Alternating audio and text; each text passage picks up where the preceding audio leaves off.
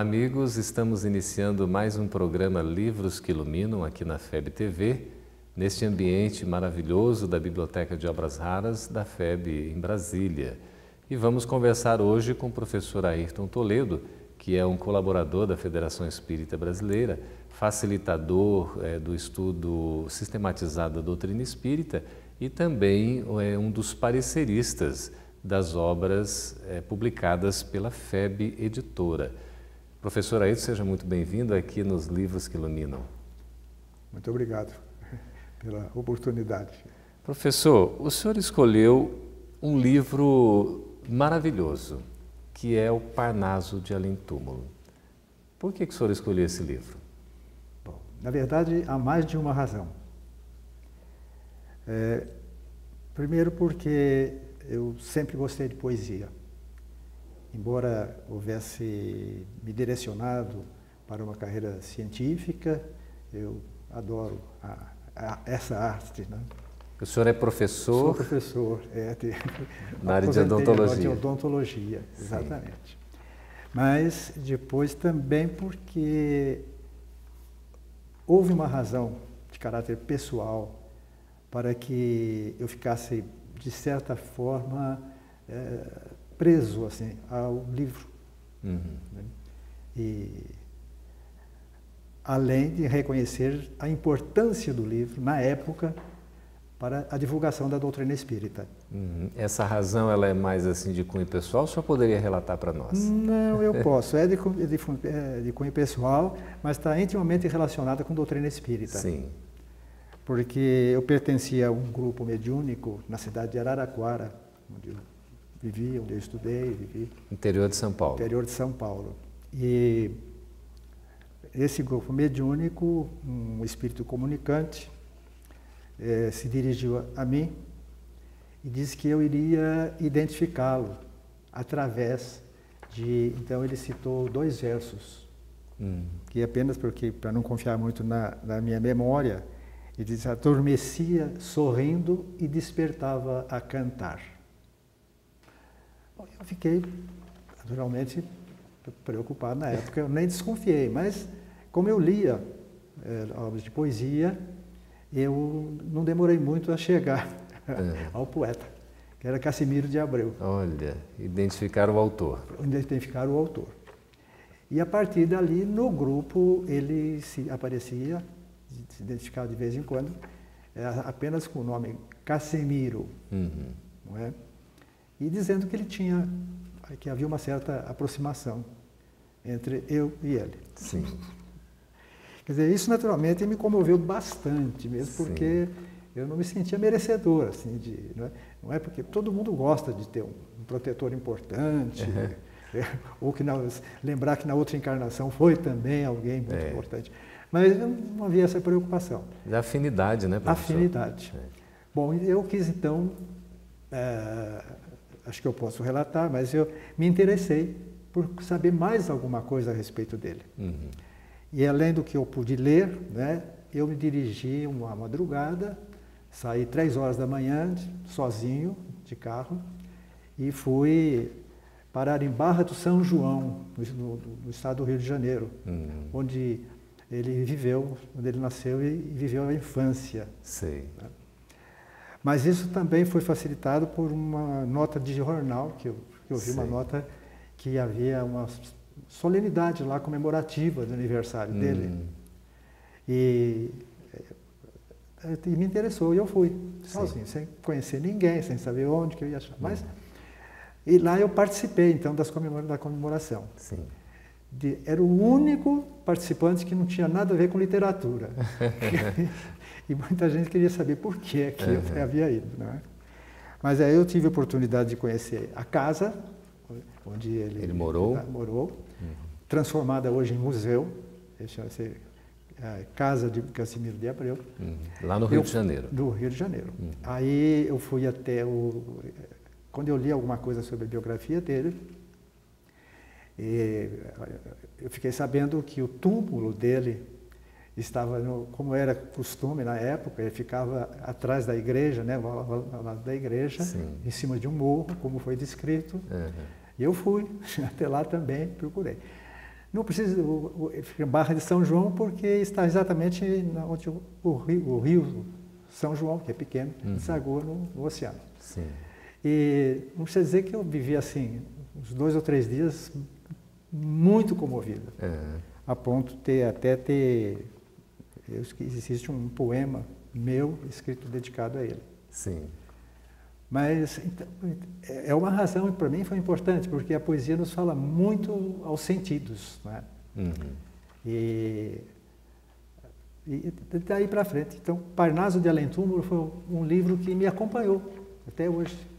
De vez em quando eu gosto de abrir e ler algumas poesias. O senhor já era espírita, professor? Já era espírita. Já era espírita. O senhor é espírita como a gente fala, de berço, assim? De berço, porque graças à minha mãe. Minha mãe tornou-se espírita quando eu era ainda nenê, né? E de modo que eu cresci fazendo culto evangélico em casa e sendo orientado por ela.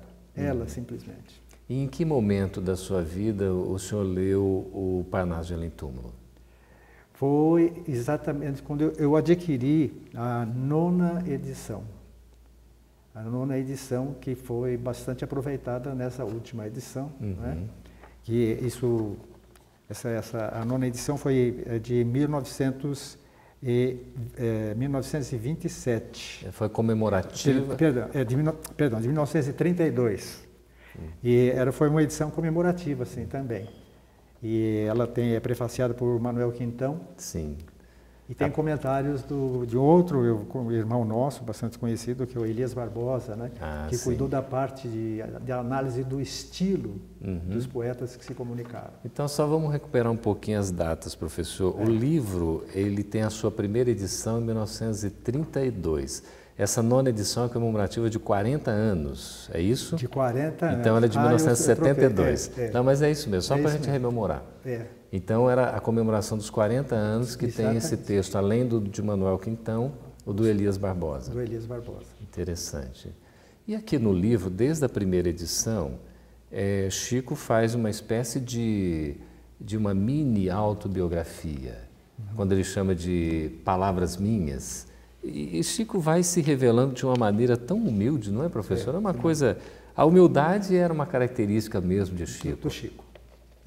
Sempre foi. E é uma das características que são observadas nos verdadeiros, nos espíritos mais elevados, né? Sem dúvida alguma. O homem de bem é um homem humilde. É humilde. E a gente vê a maneira como ele escreve numa apresentação, Palavras Minhas, agradecendo, inclusive, a colaboração de tantos, não é? Ele se colocando naquela posição de que, né, precisa corrigir eventualmente alguma coisa. E eu estava relendo aqui, professor, ele encerra de uma maneira muito, assim, curiosa. Ele diz assim, e aqui termino, já as palavras minhas. Terei feito compreender a quem me lê a verdade como de fato ela é?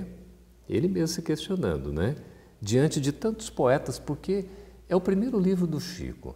A Federação Espírita Brasileira publica esse livro em 1932. Já eram poetas brasileiros e portugueses. E portugueses, exatamente. E até eu estive anotando, né, tendo em vista essa entrevista aqui, lembrando o nome de alguns dos poetas, porque na verdade foram os contribuintes, os espíritos poetas contribuintes, foram 56. 56. Muita gente. Muita gente. Eu lembrei aqui, além do Cassimiro de Abreu, Olavo Bilac, Antero de Quental, Rodrigues de Abreu, Augusto dos Anjos, Castro Alves, Casimiro Cunha, Guerra Junqueiro, Cruz e Souza, Antero de Quental, para citar alguns que todo mundo conhece. E a versatilidade do Chico era algo impressionante, né? Impressionante. Agora, talvez por ter sido o primeiro livro, o Chico sentindo também a sua responsabilidade, com o auxílio dos autores espirituais, foram feitas algumas revisões, né, das primeiras edições. Pelos próprios amigos espirituais. Pelos próprios amigos espirituais. Os autores. O que é perfeitamente natural, né, na obra. A gente entende assim, não está mexendo no conteúdo, né, mas os próprios espíritos às vezes alteram uma questão ou outra, né, dá uma forma diferente, uma ideia para se tornar mais clara, não é? Aí a edição vai ficando cada vez mais enriquecida, não é? Agora, desde quando surgiu, o livro foi um impacto, não, professor? Foi. Imagina ali, o Chico é do quê? De 1910, ele tinha, né? 17 anos Pois quando foi publicado, né? Exatamente, 1910. Né? Quando ele tinha 17 anos, ele começa, né, quando as foi psicografias. a psicografia. E aí vem a publicação, né, alguns anos depois. Alguns anos depois. Num trabalho interessante, porque Manuel Quintão, ele acaba intermediando essa publicação, né? Ele até agradece aqui nas palavras dele, né? Que foi presidente da FEB. E como eu estava lembrando no início, a oportunidade assim da obra, né? Hoje não há o mesmo interesse assim pelas poesias, mesmo as poesias espíritas. Os periódicos espíritas, eles publicam muito pouco, em matéria de poesia. Mas na época era muito importante para a divulgação da doutrina, porque entre outros fatores, o livro viria comprovar a identidade, a autenticidade das produções mediúnicas. Quer dizer, confirmar que aquele é o autor mesmo. E o Elias Barbosa, ele faz uma análise justamente disso, porque ele fez o estudo do estilo dos poetas, né? Que eram os próprios mesmo, né? Eram eles, vivos. Elias Barbosa foi um dos biógrafos do Chico, né? Teve um trabalho maravilhoso em termos de acompanhar a missão do Chico e deixou muitos escritos, Elias Barbosa. Inclusive, esses estudos valiosos aí, confirmando, né, professor, o estilo, porque houve alguns questionamentos, né? As pessoas é natural que houvesse, não é? Mas nós lembramos sempre que são diferentes, para cada poeta uma inspiração diferente, um estilo próprio. Uma variedade impressionante. Ô, professor, nós vamos para um breve intervalo e a gente volta daqui a pouquinho. Pedimos aí ao amigo que nos continue nos acompanhando, que a gente volta em breves instantes para continuar conversando com o professor Ayrton Toledo sobre Parnaso de Além Túmulo aqui no programa Livros que Iluminam na FEB TV.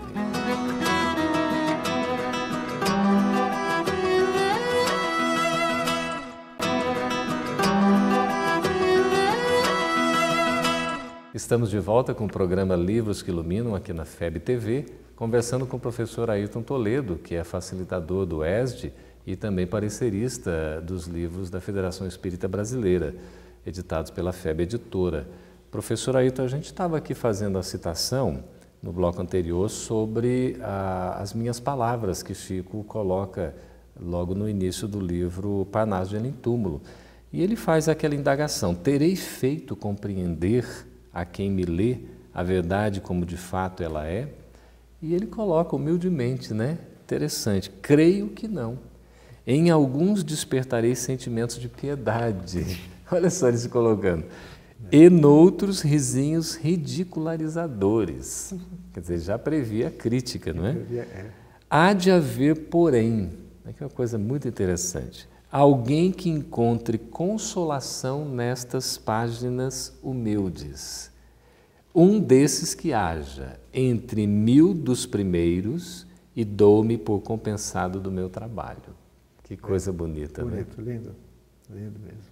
Ele reconhecendo o valor do trabalho, se uma pessoa se sentir tocado, verificar que aquilo tem alguma importância para ela, ele já se dá por satisfeito. Exatamente. E interessante disso, uma questão que nós não comentamos, mas ela é bem conhecida, é bem sabido, o Chico ele não tinha instrução suficiente para produzir ele próprio a obra. Não é? Ele fez curso primário, não era nenhum literato, acadêmico, não era nada disso. Ele era uma pessoa humilde, simplesmente. Né? Não era da Academia Brasileira de Letras? Era um homem do povo. Humberto de Campos, inclusive, dita, né, crônicas, contos por ele, não é? Mas Chico tinha essa capacidade, professor, de revelar com tanta assim, autenticidade, com tanta verdade, o que o Espírito comunicava. A intenção dele, o que ele queria de fato colocar, Chico tinha essa facilidade em registrar isso no papel. Inegavelmente, tinha realmente. Apesar da ironia de alguns e da descrença de outros, não há dúvida que ele soube retratar exatamente, vamos dizer assim, a personalidade, os sentimentos dos espíritos que comunicaram, dos espíritos poetas. Soube, sem dúvida. Aqui tem um prefácio de Humberto de Campos, né? De pé os mortos. Para dizer que esses espíritos estão retornando para trazer a sua mensagem. Exatamente. Exatamente. Um outro poeta que eu gosto muito é o Castro Alves, não sou eu que gosto, e como o Casimiro de Abreu, ele também desencarnou muito cedo. O Casimiro desencarnou com 21 anos, né? Hoje era jovem, quase adolescente ainda. Era comum, não é, professor, à época? Era comum, era comum. Qualquer doença, o caso dele foi a tuberculose. E o Castro Alves também desencarnou muito cedo, né? Mas quem lê Castro Alves no original e lê as poesias que vieram através do Chico, fica impressionado, né? É o mesmo que está, parece que está. É como se estivesse aqui encarnado, aqui na existência física. Exatamente. É o mesmo autor. Eu até anotei, não sei se seria oportuno até ler. Até Sim, pode ficar à vontade. Nos referimos aqui a dois dos poetas.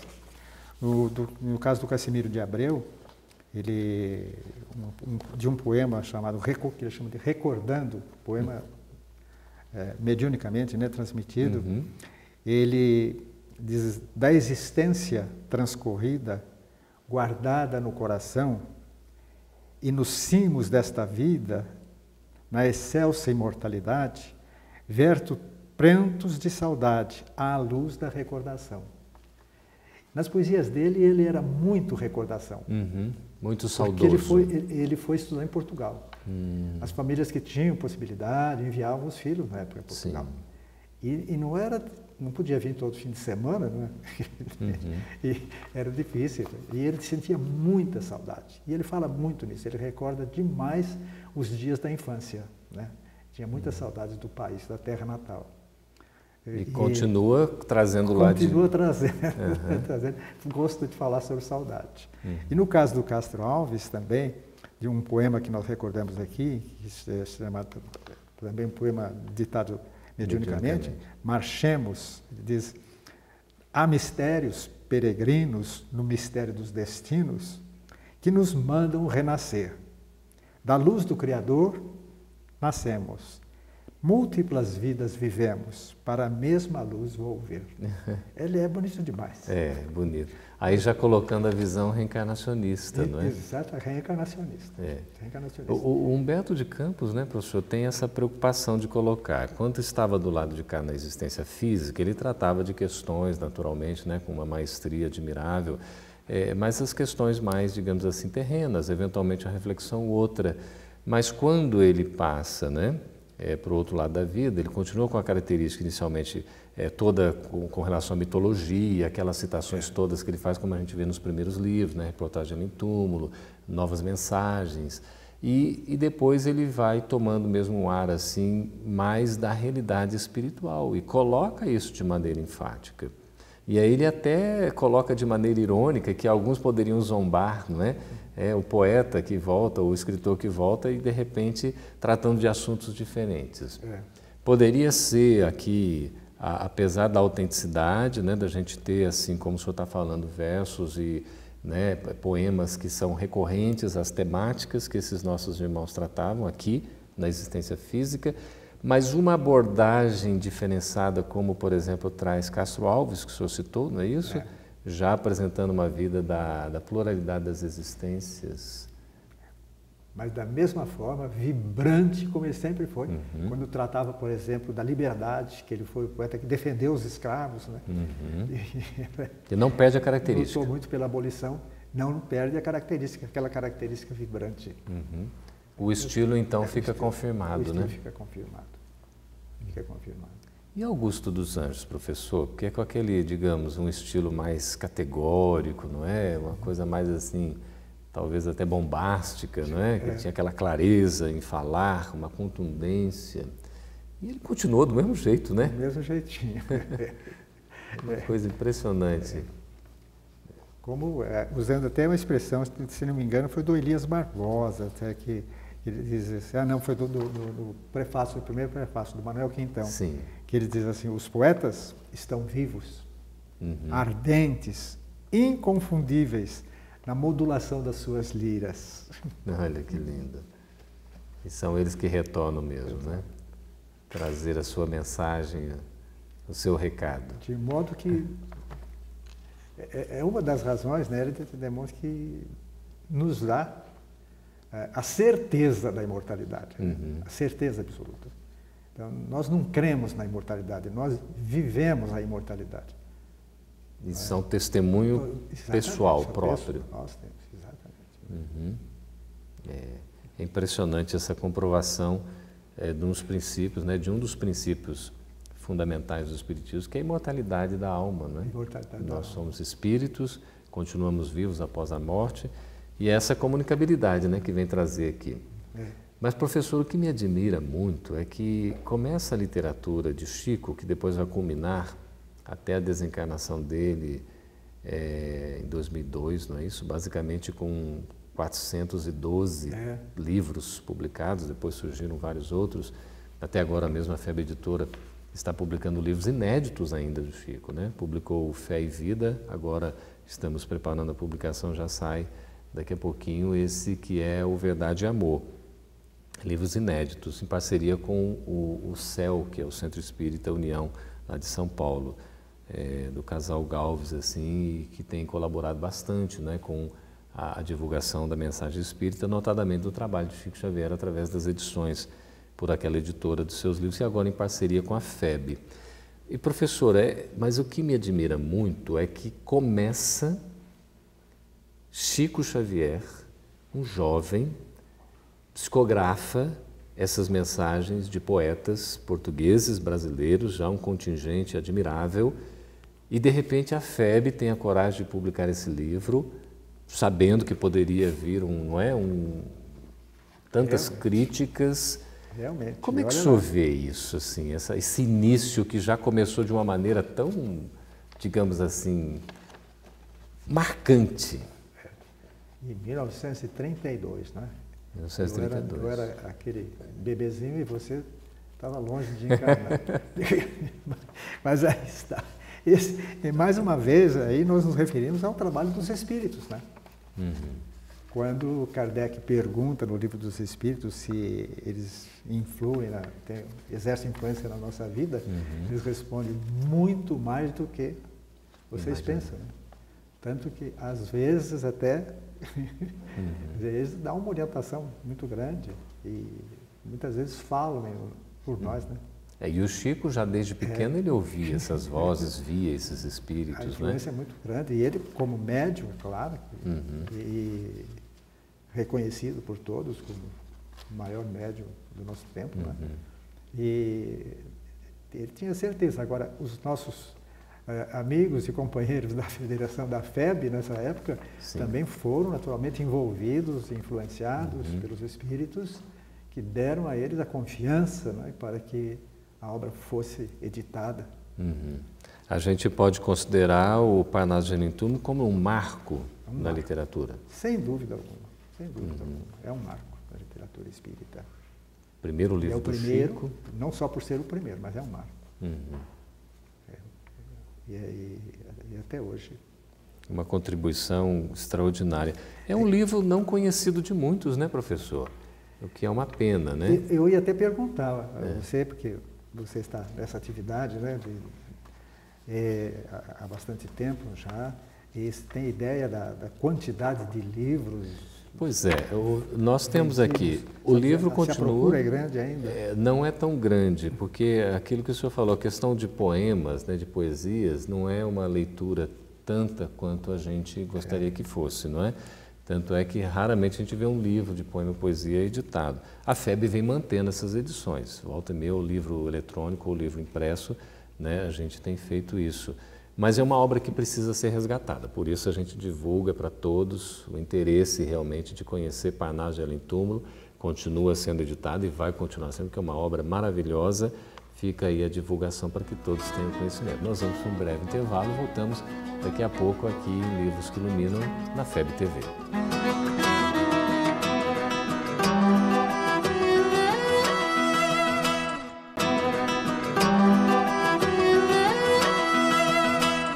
Estamos de volta com o programa Livros que Iluminam aqui na FEB TV, conversando com o professor Ayrton Toledo, que é facilitador do ESD e também parecerista das obras da FEB, que são publicadas pela FEB Editora.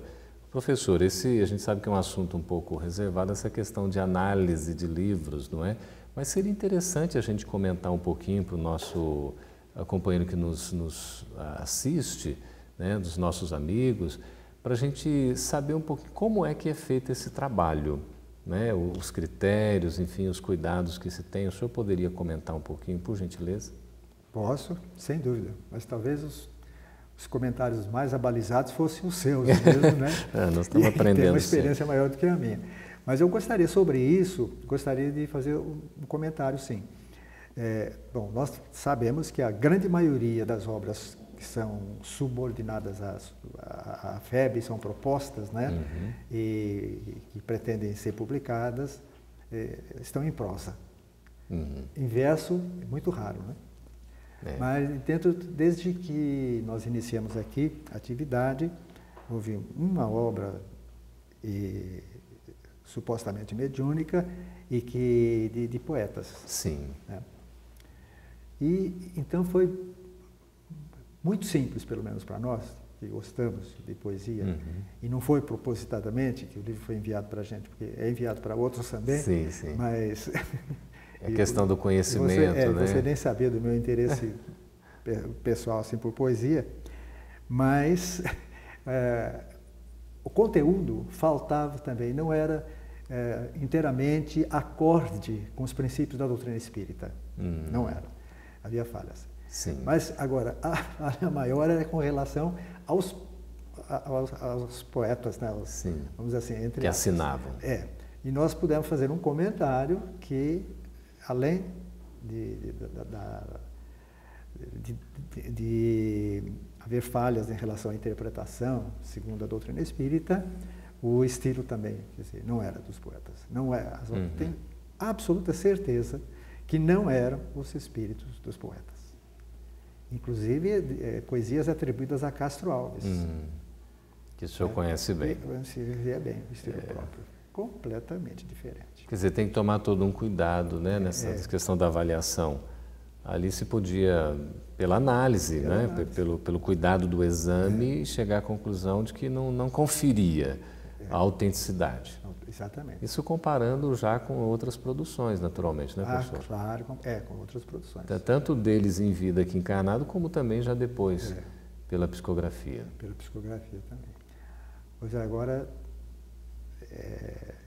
por isso, falou no trabalho da FEB. A FEB, a meu ver, e a minha experiência é mais curta, né, do que a sua, estou com 2 anos, está quase fazendo 2 anos. Como parecerista. Nós podemos colaborar nessa parte. O trabalho da FEB é um trabalho muito cuidadoso. Nós somos testemunha disso, não é? Porque são vários os consultores, vamos dizer assim, vamos chamar, né? Que dão o seu parecer, que fazem um relatório. Isso é um trabalho muito cuidadoso, consciencioso e como deve ser feito assim, muito importante, ainda considerando a divulgação da doutrina espírita. Existem alguns critérios, né, para que a obra seja de fato selecionada. É um cuidado hoje, por exemplo, pelo processo de avaliação, para selecionar uma obra que vai ser editada pela FEB, a gente submete esse conteúdo, esse original, né, professor, para 3 pareceristas, o mesmo título, a mesma obra, para que seja avaliada. E aí você pode ter um parecer favorável, desfavorável, favorável com ressalva, não é? A gente tem tido a experiência de, à base de cada 10 títulos que nós recebemos, a gente acaba selecionando um para publicação. Enfim, é uma exigência, a gente precisa ter, porque a literatura ela é muito ampla, tem muitos títulos, e a gente precisa fazer essa avaliação. É o que a gente tem conversado, né, professor, nas nossas reuniões com os pareceristas, periódicas que a gente faz, é no sentido do cuidado que se tem que ter. O ideal, de fato, é que essa seleção ocorra antes da publicação, para que não chegue para o leitor depois fazer a seleção se é uma coisa boa ou não é boa. É claro que o leitor, em última análise, né, em última instância, é ele quem vai dizer, olha, eu gostei, não me identifiquei, ou eu quero essa obra, não quero, enfim, né, isso é perfeitamente natural. Agora, a questão dos, né, princípios fundamentais, se você tem ali uma fidedignidade, se o título está adequado, se a linguagem também, não é adequada ao nível de entendimento, enfim, ao público a que se destina, tudo isso a editora que vai fazer a edição da obra deve avaliar antes da publicação, né, professor? E a FEB faz esse trabalho, né? Como outras editoras também estão aí no caminho, estão trabalhando, estão fazendo, né? Imagina, Parnaso de Olinto chega lá, Manuel Quintão, de repente, olha, vai avaliar isso. Que responsabilidade, hein, professor? Muita responsabilidade, muita. Gigantesca, né? Agora, e os autores têm que compreender também, né, que há necessidade de haver esse estudo prévio. Sim. E ser suficientemente humildes, né? Também para aceitar. Houve casos... Exatamente, os comentários e o parecer da federação. Porque eles seriam publicados pela Federação Espírita Brasileira. Já houve, inclusive, assim, vários casos de pareceres com ressalva, retorna ao autor, ele humildemente faz os ajustes, né, aquelas emendas, e depois a obra ela acaba indo a lume, né, ela é publicada. Agora aqui, Manuel Quintão, com essa responsabilidade enorme de fazer a avaliação, né, de aferir o valor, enfim, não é muito fácil, mas eram espíritos e pessoas assim muito responsáveis, não é, professor? Muito dignas, muito dedicadas, né? E, sobretudo, o que se observa também, cultas. Pessoas de uma cultura invejável. Eu estou muito distante de ter essa cultura, porque é impressionante. Eles eram, de fato, estudiosos, percussientes, né? Tinham uma autoridade moral. Alguns textos, até mesmo do próprio Chico, os próprios espíritos revisaram, né? Que às vezes uma ideia, uma maneira, uma forma, depois você vê uma maneira, uma forma mais, digamos, mais clara, né? Teve até aquela questão, estou me recordando aqui do Consolador, se você se lembra? Lá em que foi colocada aquela teoria das almas, né? Lembro bem. Das almas gêmeas, está no Livro dos Espíritos, Emmanuel ali desenvolve. Depois Dalva Silva Souza, ela vai esclarecer esses assuntos lá nos Caminhos do Amor, né? Que é uma obra editada pela FEB Editora. Então a gente vê ali, mas o próprio Emmanuel foi bastante humilde na explicação, mas também assertivo, né? Não deixou de colocar, preferindo que se mantivesse o registro para estudos posteriores. Então a gente vê aí o cuidado, né, que se tinha. Me lembro também, professor, do Thyssen, Francisco Thyssen. O senhor chegou aqui na FEB, foi na gestão dele, na não foi? gestão dele. Isso em 81? 81. Você chegou em 81, eu cheguei em 82. Foi um 81. Ano a gestão dele e um dos vice-presidentes era Altivo Ferreira. Ah, sim. Altivo Ferreira, que é uma cultura também impressionante, né? Uma dedicação, cuidado, o trabalho todo no reformador que fez, né? A gente deve muito ao Altivo, nosso agradecimento a esse grande espírita, não é?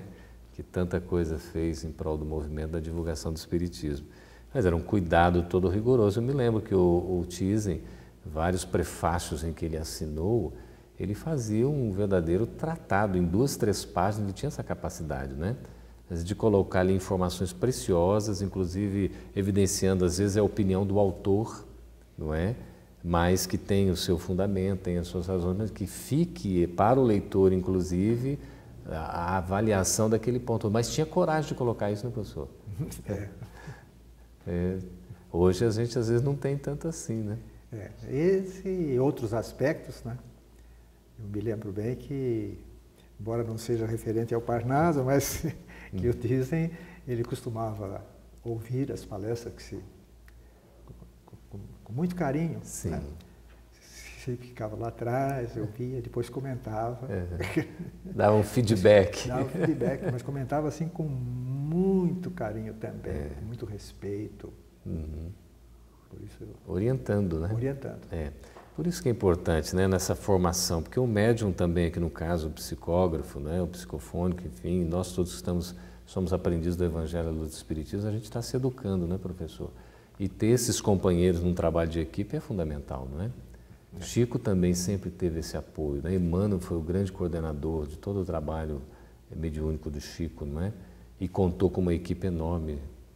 Eu acho que a implantação do Espiritismo no Brasil tem tido sempre o acompanhamento de uma equipe muito grande no mundo espiritual.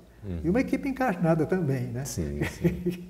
Trabalhadores dedicados. Mas os trabalhadores desencarnados que acompanham, passo a passo, são muitos. Sem dúvida. Não estamos sozinhos, né? Não estamos sozinhos. Professor, são muitos os assuntos, muitos os poetas, muitos os conteúdos. O senhor falou da questão da saudade, né, do sofrimento que alguns poetas narraram e acabaram representando aqui nos seus escritos. Alguma coisa em especial que toca o senhor sobre a temática abordada em Parnaso de Além Túmulo? Um sentimento, uma expressão que possa definir o contato do senhor com a obra Parnaso de Além Túmulo? No momento, eu sinceramente eu não me lembro. O que mais poderia tocar assim, meu sentimento, é aquilo que eu revelei, né? Aquilo que eu disse a você. Aquele do Castro Alves, né? Que já falou. Os dois, né? O Cassimiro de Abreu e o Castro Alves. Esses dois poetas é que me tocam mais. E eu os leio, assim, parece que eu estou revivendo muita coisa. Que coisa boa. Eu não entendo ainda realmente por que hoje o interesse pela poesia seja menor. Acho que é a questão da própria cultura, viu, professor? Acho que sim, talvez. Porque a poesia também nos fala muito ao sentimento. Fala. Muito ao sentimento. Nos tocam, né? Mas é maravilhosa. Quem és tu, murmurei? Meu nome é Caridade, emissária de Deus a toda a humanidade. Que coisa linda, não é? A gente está lendo aqui o poema Caridade, psicografado pelo Chico, de Guerra Junqueiro. Guerra Junqueiro, outro grande autor, não é? Lutadora. Que maravilha. Fica o convite para todos que possamos ler e estudar Parnaso de Além Túmulo, essa obra que vem trazer os poetas que retornam e trazem as suas mensagens. Que a gente possa ler com carinho, estudar, inclusive aqueles que são divulgadores, que são palestrantes, possam também fazer citações, né, professor? E registrar isso, mostrando o livro, fazendo com que a obra seja cada vez mais conhecida. Teve o seu papel histórico importantíssimo e continua tendo essa importância doutrinária que a gente precisa valorizar cada vez mais. Fica o convite, então, para que todos conheçamos Parnaso de Além Túmulo, mais uma edição da Federação Espírita Brasileira. Conversamos com o professor Ayrton Toledo, a quem a gente agradece aqui a presença no programa Livros que Iluminam. Muito obrigado, professor. Muito obrigado. Eu é que tenho muito que agradecer e lembrar que eu não tenho assim, a mesma cultura, a mesma capacidade daqueles que fizeram o primeiro prefácio e os primeiros comentários sobre a obra, né? E seria interessante que eles pudessem estar conosco também. Sem dúvida, a gente conta com essa presença espiritual. Agradecemos também a sua presença, estar acompanhando aí a FEB TV no programa Livros que Iluminam e na sua programação geral. Muito obrigado pela atenção e convidamos para que esteja conosco no próximo programa Livros que Iluminam aqui na FEB TV.